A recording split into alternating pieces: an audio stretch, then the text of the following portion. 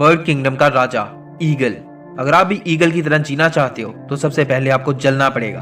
हर बाज 70 साल जीता है, लेकिन इसकी कहानी का एक ट्विस्ट है जो उसे किंग ऑफ बर्ड्स बनाता है। वो ये कि जब बाज 40 साल का हो जाता है तो उसकी चोंच बेंड हो जाती है, आगे से सॉफ्ट हो जाती है, शिकार नहीं कर पाता। उसके जो पर हैं जिससे ये उड़ता है वो इतने भारी हो जाते हैं कि वो छाती से चिपक जाते हैं। उसको उड़ने में तकलीफ होती है। उसके जो पंजे हैं जिससे ये झपटता है, उसके पंजों के नाखून टेढ़े हो जाते हैं। अब उसके पास चॉइस है कि वो 40 साल के बाद मर जाए, क्योंकि शिकार वो कर नहीं सकता। भारी परों की वजह से वो उड़ भी नहीं सकता। उसके पास चॉइस होती है कि वो मर जाए, लेकिन वो ऐसा नहीं करता।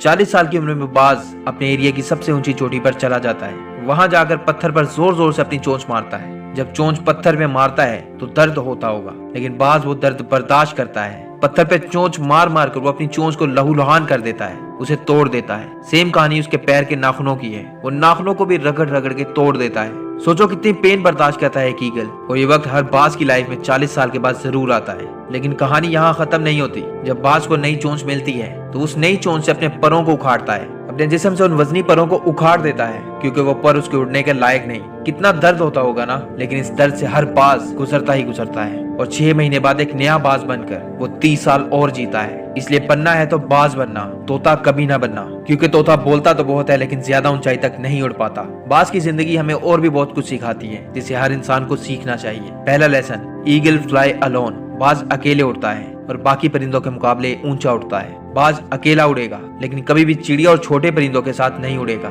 इससे हमें ये सीख मिलती है कि छोटी सोच वाले लोगों से दूर रहो, अकेले रहो, क्योंकि यही वो वक्त है जब खुद को जानने का मौका मिलता है। दूसरा सबक जो हमें बाज से मिलता है वो ये कि बाज का विजन बहुत क्लियर होता है और बहुत ज्यादा स्ट्रॉन्ग होता है। बाज अपने शिकार को 5 किलोमीटर दूर से ही देख लेता है, और एक बार जब वो अपने शिकार को देख लेता है, फिर रास्ते में कितनी ही मुश्किलें क्यों ना आए, वो अपना शिकार हासिल करके ही दम लेता है। इससे भी हमें सीख मिलती है कि अपना विजन हमेशा क्लियर रखो, फिर चाहे कितनी ही मुश्किलें क्यों ना आए, पीछे मत हटो। तीसरा सबक, बाज कभी भी मरे हुए जानवरों को नहीं खाता, वो हमेशा जिंदा शिकार करता है। उससे हमें ये सीखने को मिलता है कि जो आपका पास्ट है वो गुजर चुका है, तो अपने सड़े हुए मरे हुए थॉट्स पर ध्यान मत दो, अपने आने वाली लाइफ पर ध्यान दो। जो पास्ट की पुरानी यादें हैं जो तुम्हें तंग करती हैं, उन्हें वहीं रहने दो जहां उनकी जगह है। चौथा लेसन, जब भी तूफान आता है तो बाज बहुत एक्साइटेड हो जाता है। जब बारिश होती है तो सारे परिंदे छिपने की जगह ढूंढते हैं, लेकिन बाज को बड़ा मजा आता है जब तेज हवाएं चलती हैं तो बाज उन तेज हवाओं के सहारे और भी ऊपर उड़ता है, और उड़ते उड़ते बादलों से भी ऊपर उड़ जाता है। इससे भी हमें बहुत बड़ी सीख मिलती है कि मुश्किलों से छुपने का रास्ता कभी मत ढूंढो, बल्कि मुश्किलों में भी मजा ढूंढो। नेपोलियन हिल ने एक बार कहा था कि हर बड़ी मुश्किल अपने साथ एक बहुत बड़ी अपॉर्चुनिटी लेकर आती है, और इसलिए इस बाज की तरह अपने पास आई अपॉर्चुनिटीज को पहचानो और उनसे ऊपर उठो। फिफ्थ और लास्ट लेसन, बाज अपने घोंसले में से सॉफ्ट और आरामदायक घास को निकाल देता है और सिर्फ कांटेदार झाड़ियां रहने देता है, ताकि बाज का जो बच्चा होता है वो उसमें कंफर्टेबल ना हो सके,